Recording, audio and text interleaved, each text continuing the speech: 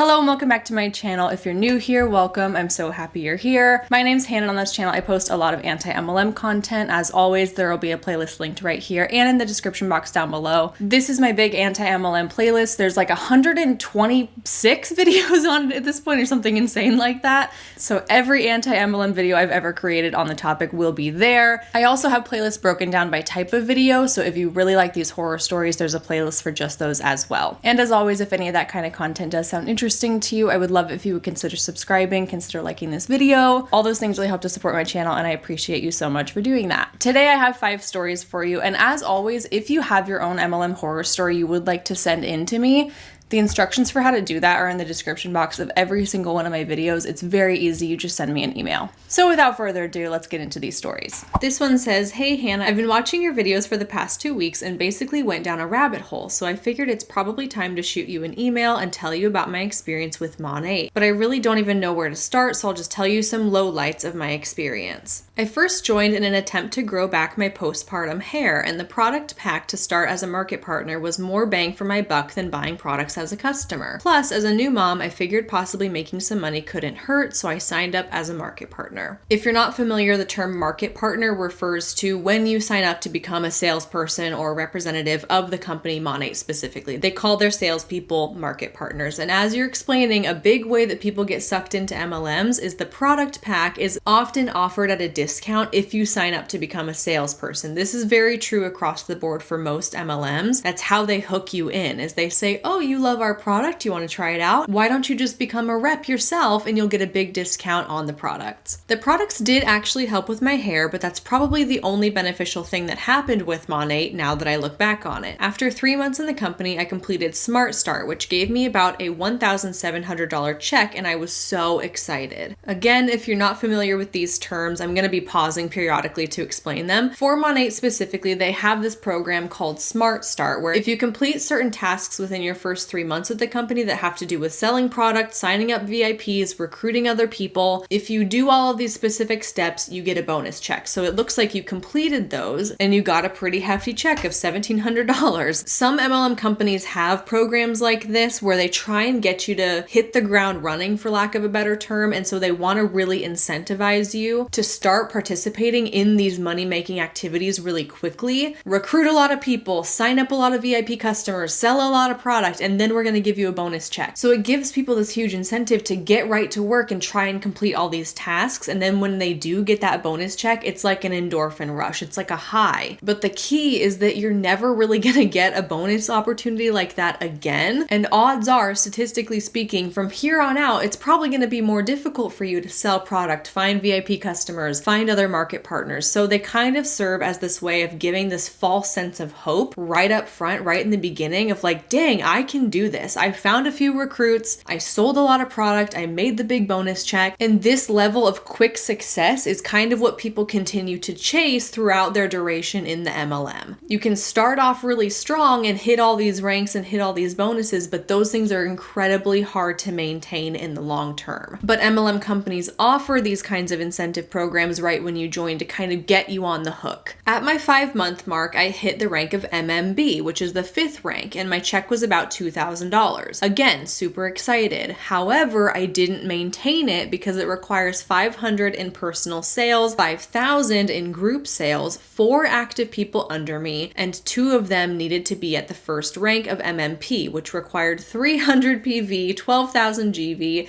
and 2 active people. So moral of the story, I had a good start and was super excited to keep growing, but it never happened. Ding, ding, ding. What did I just say? If you're caught up in all the terms of the ranks and the PV and the GV and whatever, ignore all of that. What she's basically saying is I hit the ground running and those things were really hard to maintain in the long run. And that's the situation that a lot of people run into, because as you rise in the ranks of these different MLM compensation plans, there's all these different requirements of personal sales, personal purchases, the total sales that your whole team does, often called group volume or group sales. Then you also have to have a certain number of people under you, and those people have to be hitting certain ranks and maintaining certain requirements, and everyone is stacked on top of one another. And as soon as one person quits or one person doesn't hit their rank or one person goes down in rank, it affects everybody up the pyramid. It's hard to make these ranks. It's even harder to maintain them. I actually got demoted to the 3rd rank and my check started getting lower and lower. $1,200, $1,000, $700, $400, all the way down to $37 one month. Now on to the good stuff. I tried to confide in my upline about my struggles. I was a stay-at-home mom, well, I still am, and I ran a personal training company from home as well. This is an LLC I hold, not another MLM. She told me I needed to order some personal development books from Amazon, and she sent me links to buy them. I bought one, it was horrible, and I wasted money. She told me not to listen to music at the gym, only to listen to motivational podcasts that I needed to, quote, fix my mindset, basically telling me that I was the issue, not the company or the comp plan. Absolutely, that doesn't surprise me in the least, because if you start falling in the ranks or not performing to the level you performed previously, the people in your upline are gonna start blaming that on you, and the fact that you're not working hard enough, and there must be something wrong with your mindset, and you need to listen to these podcasts and read these books, and somehow that's gonna make you a better worker for them. They have a personal interest in your success because their success and paycheck relies on it. So if you're performing at these fantastic levels and you just continually drop, even though it's not your fault at all and it's just the nature of the compensation plan, your uplines are going to get on you about that, and they're going to start suggesting things to help you get your mindset right. And they will always place the blame on you. They will never consider that the products are super expensive and hard to sell. They'll never consider that people are quitting at crazy rates. They will never consider that it's very difficult to recruit new people, especially in this very oversaturated market. The blame will always be placed on you, especially if you've quote unquote proven yourself in the past to hit certain ranks. Not to mention, I constantly woke up to 100 plus messages in 4 to 5 different group chats, and I was forced to say good morning in all of them. That sounds like a nightmare. Also, we weren't able to say anything negative in these chats. If I ever sent a negative question about the company or tried to tell the chat something that someone told me about Monat, my message was immediately deleted, and I got a text from my upline saying, hey, don't put anything negative in the chat. We don't want to scare the new girls. What? So this created the mentality of, oh, everything must be fine. No one's complaining, so no one's having any issues or hard times. No, they were, and they tried to talk about it with their team members, but their messages were deleted before anyone could read it. Essentially, we were all suffering in silence. That's very interesting to hear about. I've always kind of assumed that that sort of thing would happen. Anything that is deemed to be negative or paints the company or the business opportunity in a bad light, that's filtered out, that's deleted, that's considered a form of information control. They only want you to see what they want you to see. And if you post anything, even if it's not necessarily bad or negative, if it poses a question that maybe could lead someone to consider something about the company in a bad light, or it leads people to maybe question the company, those are considered bad things. We don't want you to think critically here. We don't want you to ask questions. We want you to be quiet, keep all of your issues to yourself so that we can have this false perception that everything is fine. When in reality, like you kind of mentioned, everyone is kind of struggling, but struggling in silence, which makes perfect sense statistically, right? Because we know that most people in these companies can't be successful. They can't make enough money to really sustain themselves or even break even sometimes. That's a very common experience. Most people are feeling that way and going through that, but we can't talk about that. Because if we start to be open about that fact, then people are going to realize it's a scam and they're going to quit. And we can't have that. We know this. The pyramid relies on more and more people joining and staying for as long as possible. So we can't have the true information getting out there in fear that the people will quit. Again, like I said, this is a form of information control. This is also a huge tactic used within cults.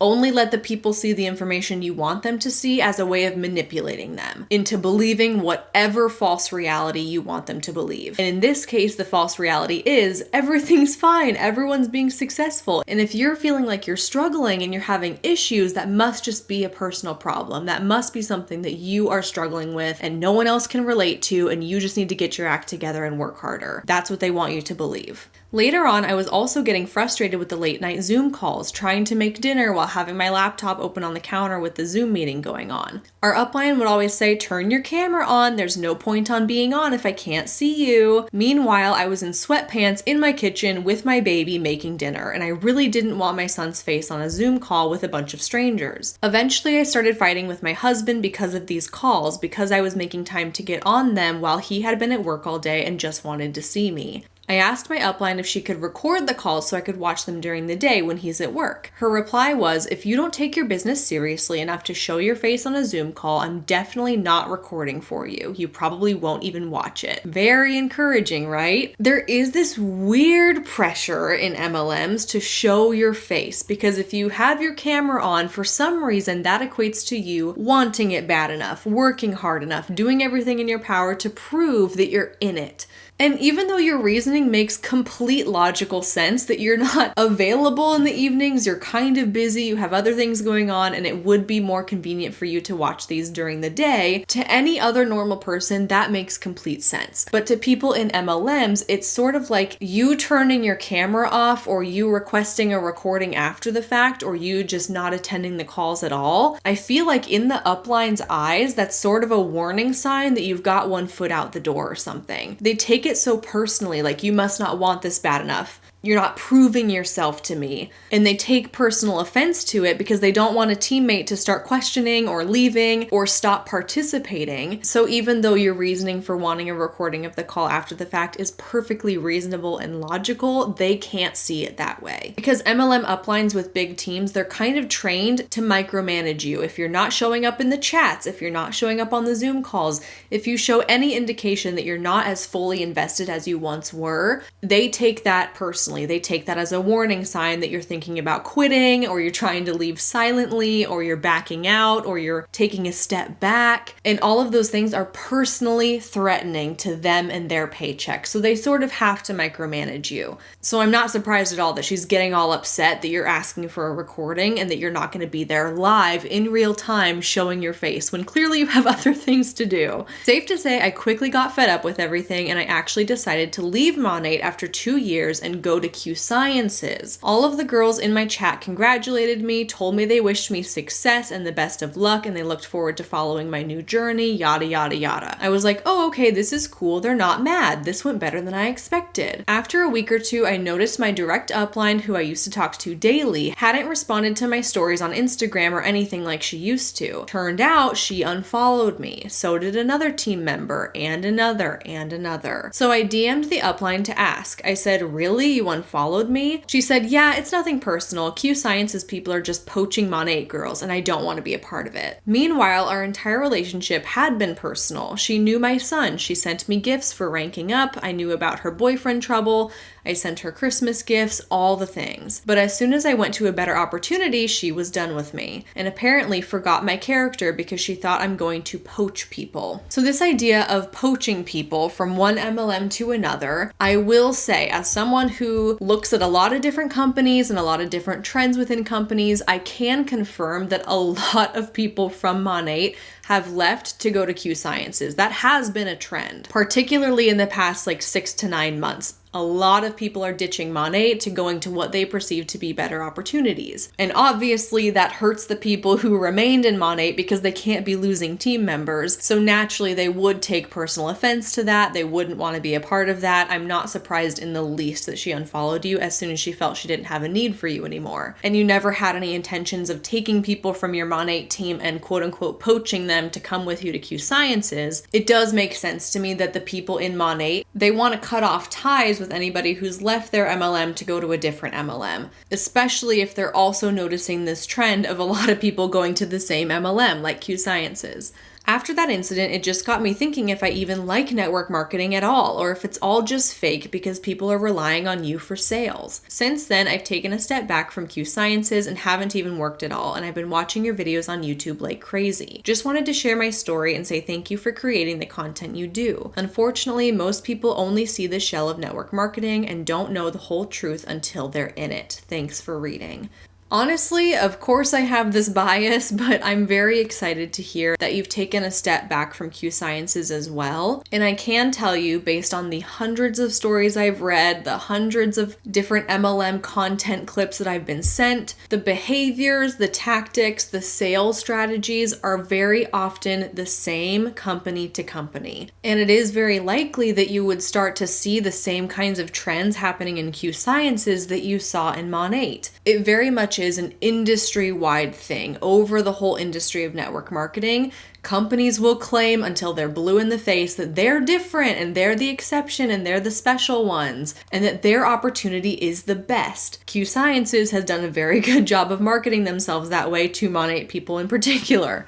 But what it all boils down to is that the goals are the same. It's to recruit people. It's to sell a product. The tactics are the same. The strategies are the same. You need to be posting this kind of content on social media. You need to be messaging this many people. And what's been reported to me from people who have gone to multiple different MLM companies is that at the end of the day, they sit back and they realize it was all the same. So it's really encouraging for me to hear that you are thinking really critically about this and you are kind of putting those pieces together and noticing those similarities and asking yourself, do I actually like this? Do I actually like being a part of this industry? Because what you said right here about it all being fake because people are relying on you for sales, I think that's a very true statement. You've kind of experienced this firsthand when you had somebody in Mon 8 who's your upline who seemed to be like a very close personal friend who you incorporated into a lot of your personal life. And as soon as you leave to go to a different MLM and she has no use for you anymore, she cuts ties like it's no big deal. That makes people's motivations and intentions become very clear that it wasn't about friendship at all. It wasn't about community at all. It's about money. And as soon as she can't make money off of you anymore, there's no need to waste her time on you, as harsh as that sounds. But to stay afloat in the industry of network marketing, no matter what company you're with, the key is recruitment. Find the most people and keep them on your team at all costs. That's where your time and energy goes. So you're not going to waste your time and energy on people who have already left. You're going to spend that on finding new people and putting your energy towards keeping them. And it breaks my heart that you've sort of had to learn that the hard way through this personal experience. But I also want to give you the confirmation that that's not just a personal experience. A lot of people who get involved with network marketing feel the exact same way when they decide to leave. So in conclusion, good for you for kind of taking a step back and thinking about this critically. Good for you for reaching out and watching content like this. My hope for you is that these kinds of stories give you more of a sense of community, that you aren't alone in these experiences and that it is just the nature of the industry and that nothing you did was your own fault, and any quote unquote failures that you had in Mon 8 or Q Sciences are not due to you and your own personal actions. It's just the way the business model was designed. It's designed for very few people to make it to the top and be successful. It's designed for those people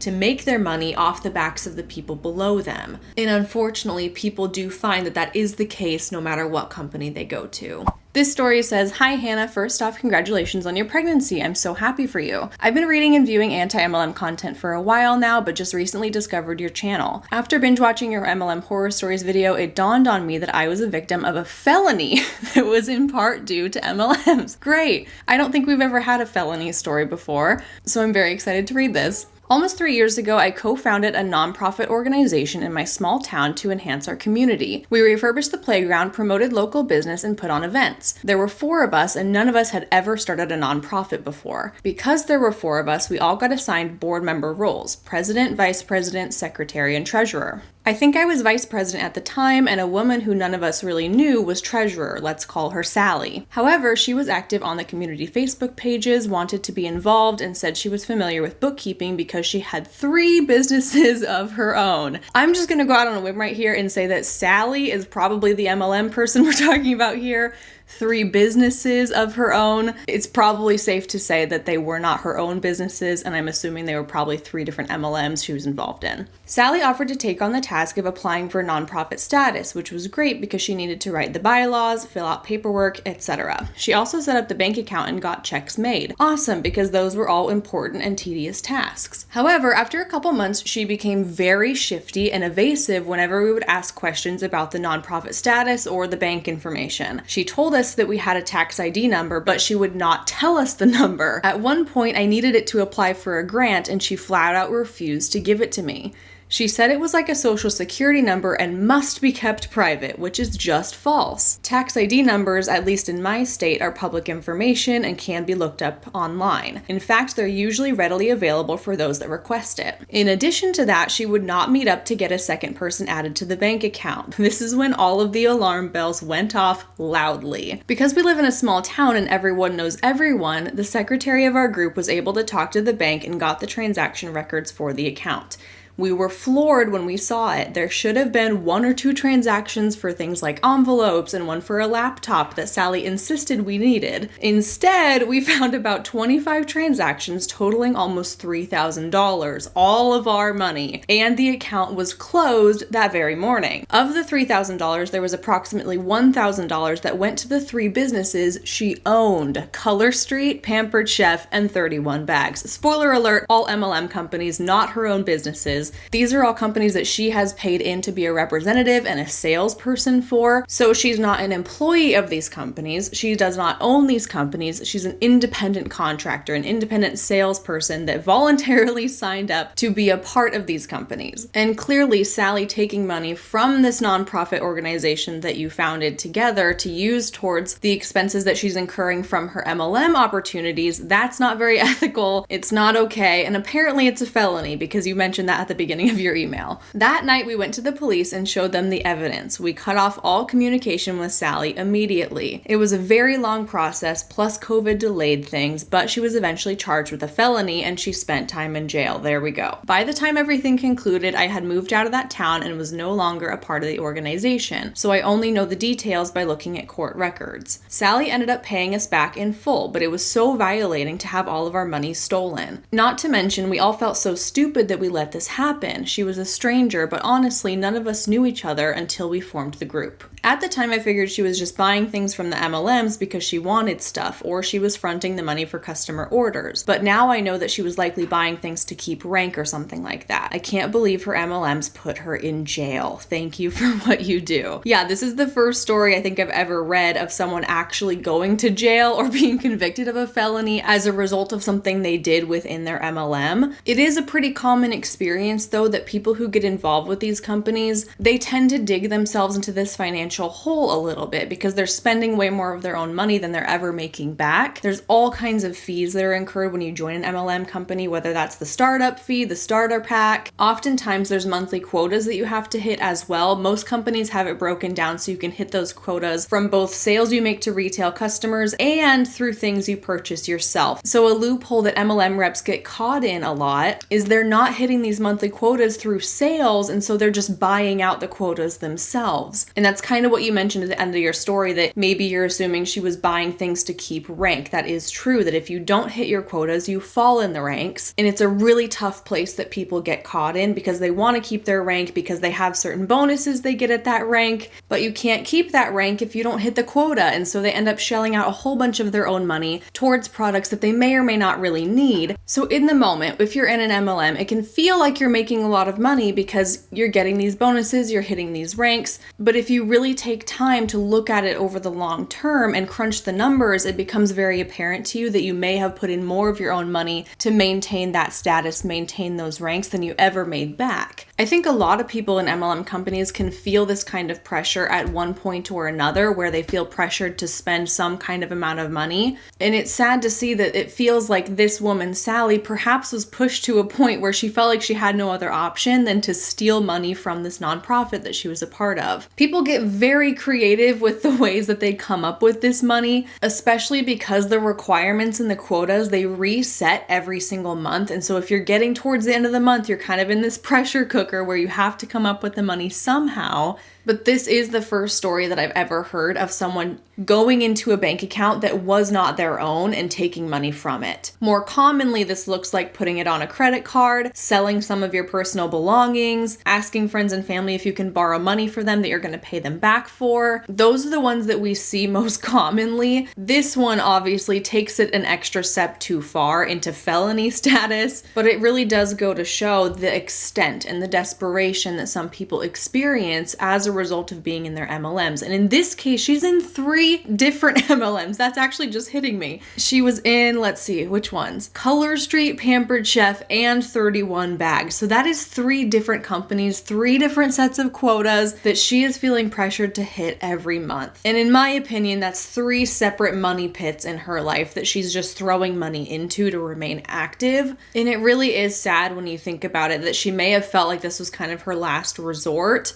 She had to get the money from somewhere. She was probably feeling really pushed and pressured to do it this way. Because within these companies, if you're not continually rising in the ranks, or even worse, if you lose your rank, that's seen as something that's very shameful. The people in your upline, the people who are making money off of you, are not going to be very happy if you can't maintain your quotas every month. Their paychecks depend on you performing at a certain level. And so if at some point you don't meet that level of performance anymore, you're going to hear it from your uplines. So even though somebody in her uplines didn't specifically tell her you need to go to your nonprofit and steal money, there is still kind of that unspoken pressure that a lot of people feel in their MLMs. And I say it all the time, but when you're under that pressure, it serves to make you do things that you wouldn't otherwise do if you weren't in the MLM. Think about it. Who has to spend money to work at their job? If you consider these things your businesses or your job, it doesn't really make a whole lot of sense that you keep having to pay to be a part of it. At a traditional job, even a minimum wage job, you're not continually paying them every month to remain employed with them. But that is the case in MLMs because you're technically not an employee, you are an independent contractor. That's the legal loophole that these companies use that make it okay for people to just spend more money than they're ever making back. And from the company's perspective, that can really easily be blamed on the individual for them just not working hard enough, or them not selling enough product, or them not having the right hustle mindset. It's a really tricky place that these people get caught in, where they feel like they have to do things they wouldn't otherwise do in order to be deemed successful in the business opportunity. Dropping in your ranks and losing money, that doesn't look very good from the outside, but if you're maintaining your rank or you're climbing in rank, that's something that you can really easily display out there as a level of success, even though under the surface you actually went to these extreme financial lengths to maintain those things. And those extreme measures aren't often talked about. That's not what you post on social media. You don't go out there and advertise that, oh, I had to spend $400 this month to maintain my rank. You're never going to go out there and say that. So I always encourage people to keep in mind that when you see people in MLMs posting on social media that they hit a new rank, they earned a trip, they qualified for the car bonus program, any of those kinds of things, it could be true that they did earn those, but not necessarily through the most ethical means. It very well could be that they had to put in a lot of their own money in order to hit those things and qualify for those things. So anyway, in a very long-winded, roundabout kind of way, it does make sense to me that this woman who is involved with 3 different MLMs is feeling some kind of financial pressure to hit these ranks, maintain these quotas,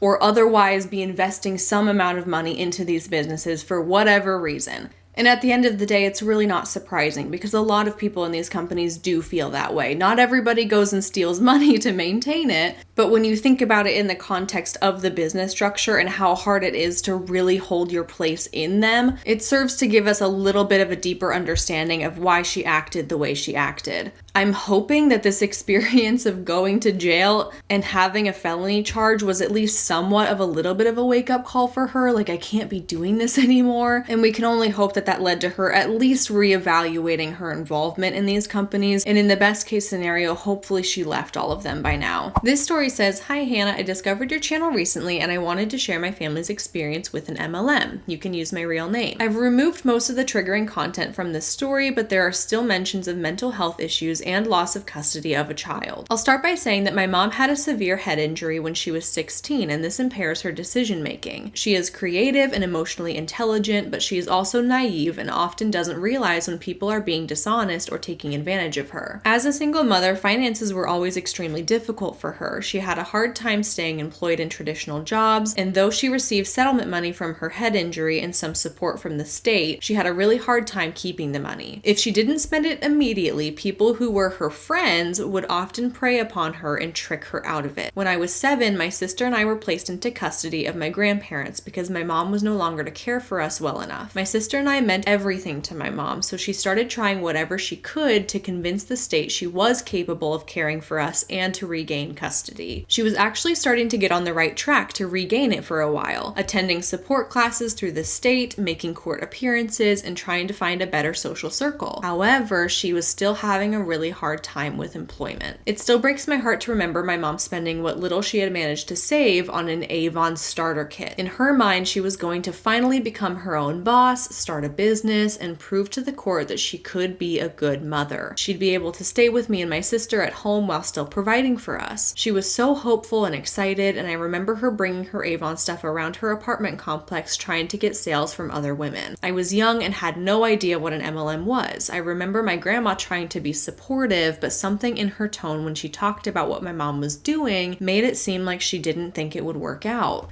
Already the story is really hard to read because your mom seems like she has the best of intentions. And clearly an Avon rep out there pitched this opportunity to her as a way to regain custody, get back on her feet, make a little money, work from home. This is the dream that is pitched to people, and a lot of the time that's what sucks them into the business opportunity. Because honestly, all of that sounds really great. If you were told that if you join Avon today by just buying a starter kit, that you're going to be able to have all these things, you're going to work from home, you're going to make a ton of money, you're going to prove to the state that you can get your kids back. That sounds too good to be true, and it is, but that's also something that so many people get wrapped up in. That is the dream they want, and this combination of being in that vulnerable state and also having someone who does a really effective job at pitching you, why not? Why not give it a shot and see what could happen? Especially if you're not really familiar with the MLM business model and the fact that most people don't make money. Those things aren't pitched to you up front. Those are the details you have to seek out on your own. But people don't really think logically when they join an MLM, at least in my experience. People don't get sucked in on the numbers and the data and the statistics of it all. They get sucked in on hopes and dreams. Of course, my mom couldn't make it work. It was devastating for her to fail yet again, and she burned through the new friendship she was forming and was forced to fall back in with her old crowd. She had tons of Avon products that she couldn't sell and nothing she put on her resume for all the time and money she spent. She didn't earn custody back. The mental health crisis this created and the consequences of it are the things she never truly recovered from. I'm not saying Avon prevented my mom from getting custody back. However, it did drain her of resources she desperately needed while trying to put her life back together. It gave her false hope and preyed on her naivete. Even if she never became our primary parent again, I can't help but wonder if my mom could have been more involved in our lives if she had met a real supportive group of women instead of a predatory circle of network marketers. I can't say this story has an awesome ending, but 20 years later, my mom and sister and I are doing well, and I have a good relationship with my mom as an adult. She's being cared for by my grandparents and has been able to see my sister and I regularly. Thanks for taking the time to read my story. I completely agree with what you're saying, that the blame can't be placed fully on Avon for your mom's inability to gain her custody back. However, it didn't help.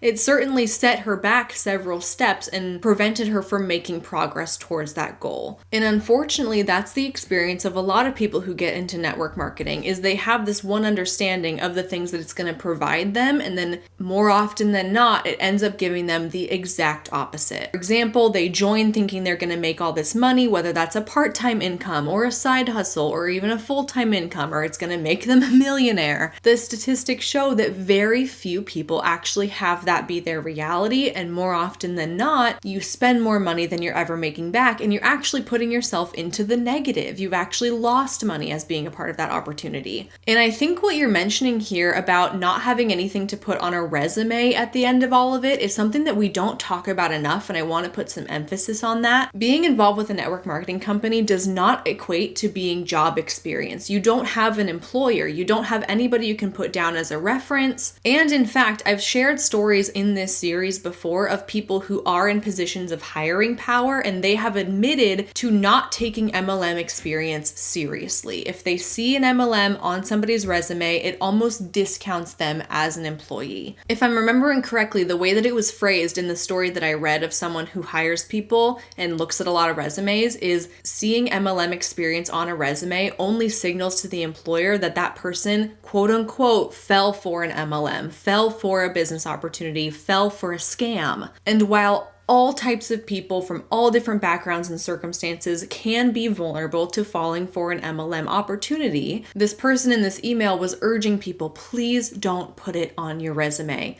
because it's not going to be taken seriously as legitimate work experience in the eyes of an actual employer. As sad as that really is, because I know that some people join MLMs and they try to make it their full-time job and they spend months, if not years on their life trying to work at it. And in a sense, in the eyes of an employer, those are wasted years. So I'm glad that came up in your email. Just a little PSA that if you ever did get involved with an MLM, it is highly encouraged that you don't include that on your resume for a variety of reasons. And in the circumstance of your mom here, again, it was something that she thought was going to help propel her forward, but in hindsight, it actually put her back because she can't even include it on a resume. Pretty much any way you look at it, it was just a waste of time and money for her, which is really unfortunate. And it's sad to think that there was somebody out there who saw her in this really vulnerable state and they took advantage of it by signing her up as part of their downline of this MLM. Thank you for writing in this story, because I think that it really serves to drive home that point that joining an MLM is not all it's cracked up to be, and it very infrequently delivers on its promises. This story says, "Hello Hannah, my name is Moth. You can use it. My pronouns are they, them, and you have permission to share this story. Note, I'm sorry if this is all over the place. I think my dad is in an MLM and I'm scared for our financial situation. For some background info, we've never been well off and I knew that. About a year or two ago, my dad got laid off from his last job. He became a stay-at-home dad for a while after that, but eventually started looking for jobs because my mother was the sole provider of our family, and I'm only just legally allowed to get a job in my state as of this year. I'm 15. Oh my gosh, this might be the youngest person to ever send in a story. My dad eventually got a job with a company that does life insurance and end-of-life costs, according to him. He's been working literally all day with few breaks and a 6-day work week.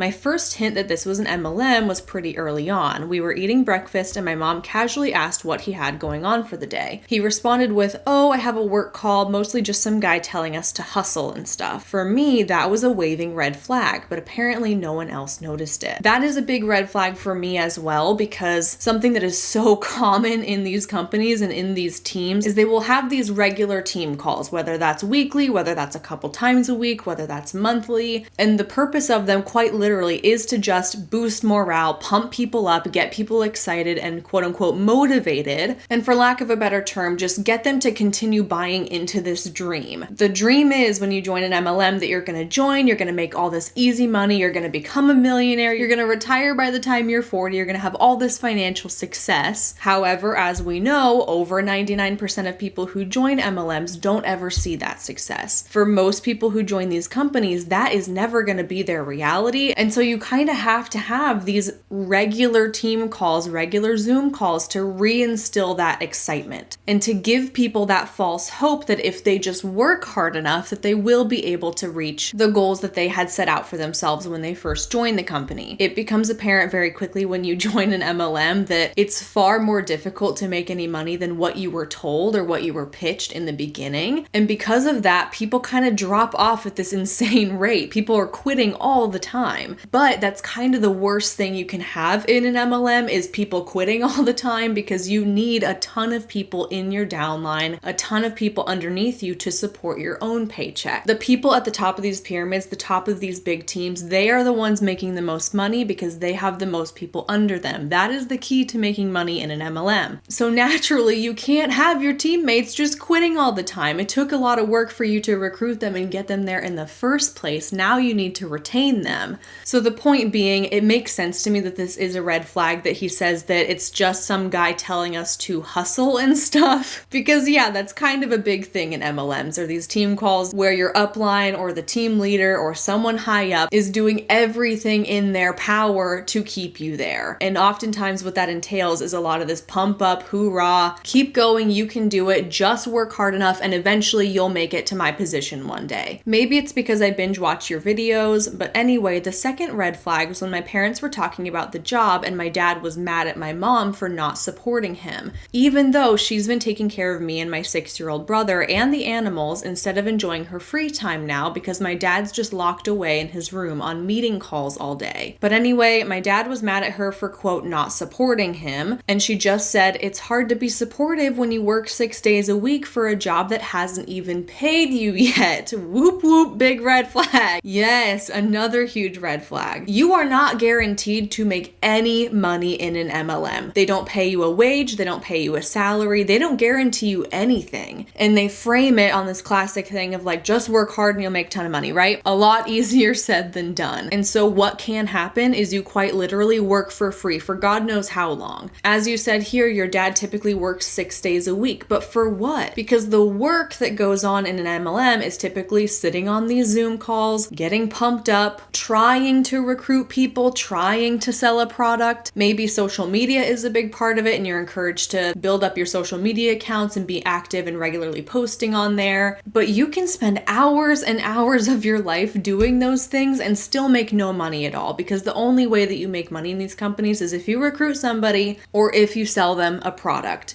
You can work almost all day, every single week doing these things, but if nothing comes of it, if nobody signs up, if nobody buys your product, then it was kind of all for nothing. So I agree with you that it is a really big red flag to know that your dad seems to be really busy, is somewhat removed from the family life these days. He's working really hard and he's still not seeing any return on that investment of his time. And now it's causing this rift between your parents because his time is being spent somewhere, but he's not getting anything in return. That can be extremely frustrating. What the F? I mean, it had been at least a month since he had been hired at the time. And the biggest thing is that he won't take criticism about it at all. He won't take anything unless it's positive. Like today, we were supposed to watch a movie tonight, our sporadic tradition. But not just any movie, my favorite movie. He knew I was super excited about this, and we were even supposed to watch it yesterday night, but he canceled because he had a work meeting this morning and promised we would watch it today. I was already a little upset, but we were still gonna watch it, so I didn't mind much. But tonight I came downstairs absolutely pumped to watch it with him, and he was falling asleep. So I started telling him that he needed to drink coffee because I wasn't waiting any longer. He then said that he probably won't make it through the movie, and I said that's why he needs the coffee. I then sat down on the couch next to him and said, we could have watched it yesterday, but you had your job, which to be honest, kinda sounds like an MLM. And my mom said, it is kinda MLM-y. He got super mad and said, I'm going upstairs, this is ridiculous, and left to go upstairs. I started crying because I was planning this for about a week. I have school Monday to Friday, so the only days we can watch movies are Friday and Saturday night. He texted me and said we can still watch the movie, but don't say a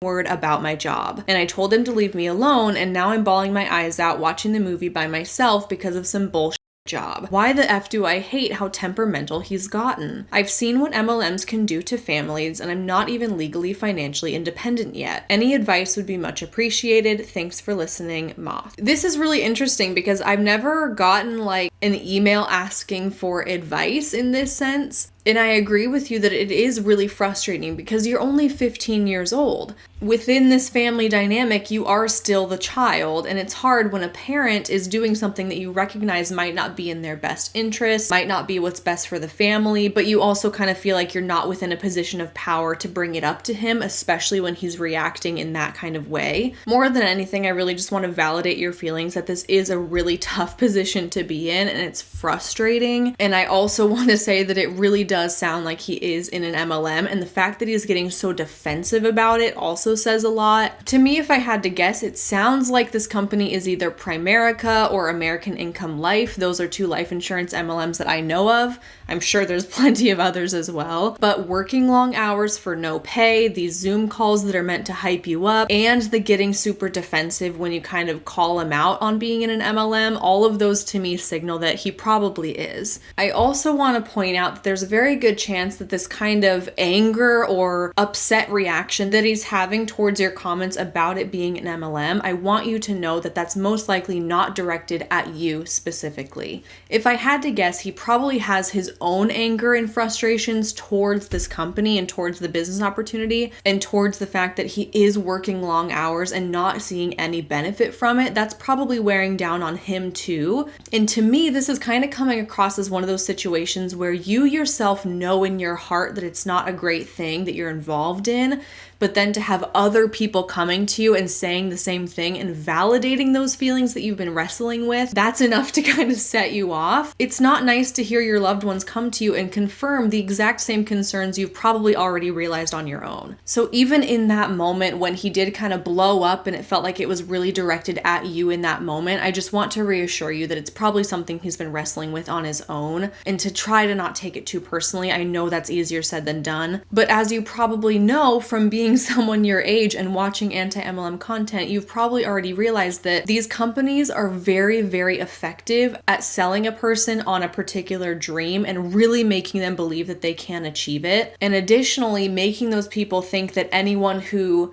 disagrees with or goes against that dream, they're taught to take it personally. They're taught to see those people as haters, as people who don't support them, as people who just don't get it and shouldn't be listened to. So I'm sure there's already a little bit of that going on as well, especially if your dad spends a lot of time on these team calls where they are spending a lot of time hyping people up. And this is a really, really tough place to be in as a child within the home. And I'm hesitant to try and give out any definitive advice because I don't know your personal family situation. I don't really know the dynamics. I don't know what's going to be good advice for you in your situation or not. But what I can say is that if this was me, if I was 15 and one of my parents was involved in something that I felt wasn't right for them, or I had concerns about, I would feel like my first instinct would probably be to express my concerns to the other parent, the one who is less likely to be explosive and reactive to the information that I'm saying. So in this case, that would be your mom. If this was me, I would go to my mom, I would express my concerns, I would maybe show her some of this anti-MLM content that you've been watching, give her some examples and some evidence about why you are concerned about what your dad's involved in, because this is coming from a place of love and genuine concern, and you want to be able to express that to your dad, but he's clearly not ready to hear it right now. So depending on your situation and your own family dynamics, maybe that could be a way to approach it, is to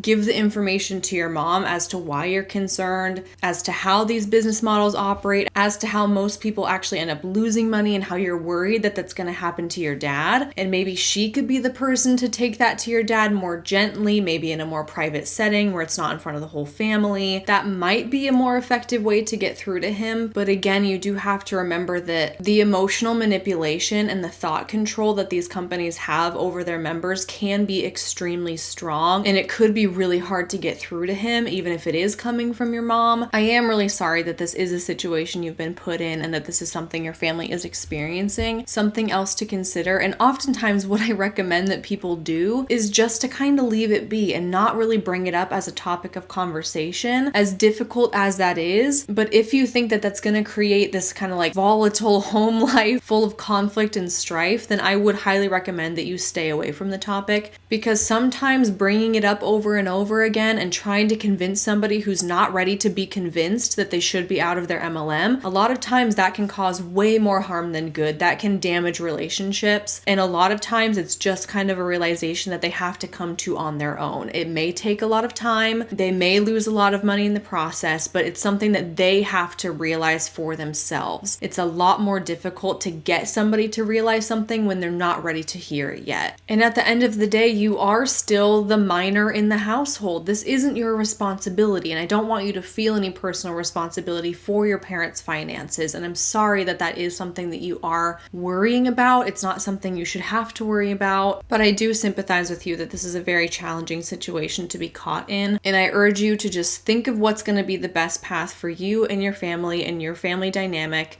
and what's going to do the least harm, basically. It's really hard to get people who are stuck in a scam to realize that they're stuck in a scam. And I would would hate for your attempts to try and get him to realize that to sacrifice any kind of relationship you have. This is a really tough one. I admit I've never been really asked to give advice before, and it's hard because I don't want to give the wrong advice and everyone's situation is so different. But I hope you know that his anger and his upset around being confronted about being in an MLM is most likely not directed at you. That's something that he needs to deal with, something he needs to come to terms with on his own. And when it all comes down to it, I hope that you can make peace with the fact that there's only so much you can do. And if you feel like you've done everything you can do, then it's kind of out of your hands. And I hope that he can come to this realization in the future soon. This story says, "Hi Hannah, I love listening to your videos at work. Don't apologize for your cats making noise. They are so cute and just want to support your YouTube career."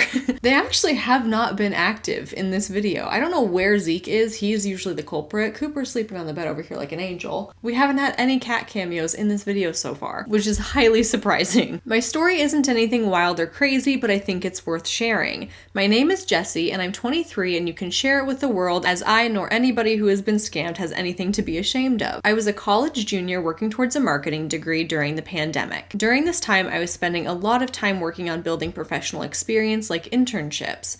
I was particularly interested in content creation and social media management. Because of this, I had a pretty well built out LinkedIn profile. One day, I get a LinkedIn message from someone named Kay. Normally, I don't respond to strangers, but LinkedIn is an interesting place where strangers reach out to others often. Kay began talking to me about life, how things were going due to the pandemic, and she asked if I was open to any new opportunities.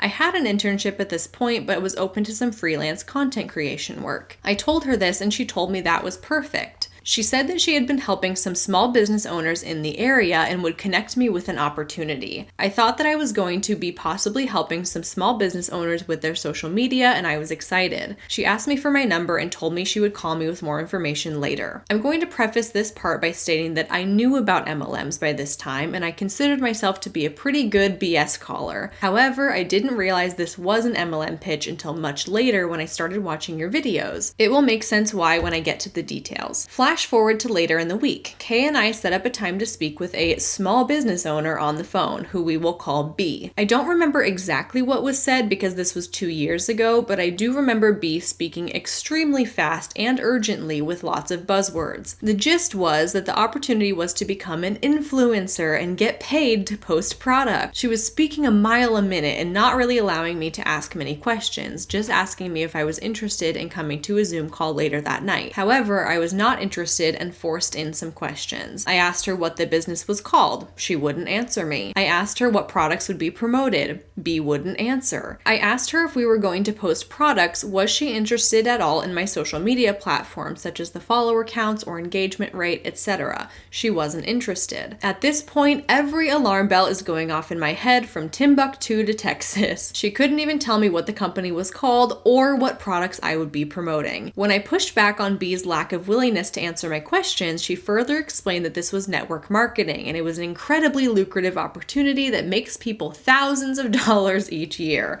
That's an income claim she can't make. Super duper not allowed. You know, all the razzle dazzle without actually answering any questions, as usual. I was already done with this conversation after she refused to tell me the company name. At the time, I didn't know it was an MLM, but I was thinking that since they wouldn't tell me the name of the company, that this was possibly a more nefarious scam that could possibly be a risk to my safety, and I wanted no parts of it. It wasn't until I started watching your videos that I learned that the MLM mob call their scammery network marketing now. I told B that I would come to the Zoom meeting later that day with zero intentions of actually doing so. I didn't go to the meeting, and Kay called me about 6 more times over the next couple of weeks until I eventually blocked her number and LinkedIn. This isn't a jaw-dropping story, but I think it's important to talk about how Kay and B took advantage of a college student looking for professional growth opportunities. I think it could be a good warning for any other college students that listen to your channel. After watching your channel for some time, I realize now that they both were probably desperate to meet some quota or feeling pressure from their uplines. B was talking to me with such urgency and so quickly that this is the only sense I can make of it. Thanks for listening to my story. I like your story for a couple of reasons. The first being that you're pointing out how MLM reps use LinkedIn now. This doesn't get brought up enough, and so I want to make a point of reminding reminding you that actually MLM companies cannot promote or pitch or use LinkedIn or the other job opportunity website Indeed. They're not allowed to use those platforms to promote their MLM companies. It's actually against the policies of these platforms. Because remember, these aren't legitimate job opportunities. These are not employers. This is network marketing. This is an independent contractor situation. It's a business opportunity, which in the eyes of Indeed and LinkedIn is not legitimate. So if you do come across anybody posting a job listing that straight up says the name of the MLM company, or they're calling it network marketing, or they're using these buzzwords and this language to describe what they're offering, you can report those job listings. You can report those people. And in my experience, when I have reported them to LinkedIn specifically, they're taken down within hours. Because again, it's against the policy. The platform can't be posting those there. But as you mentioned, as someone who's in college, who's looking for internships or job opportunities or anything like that,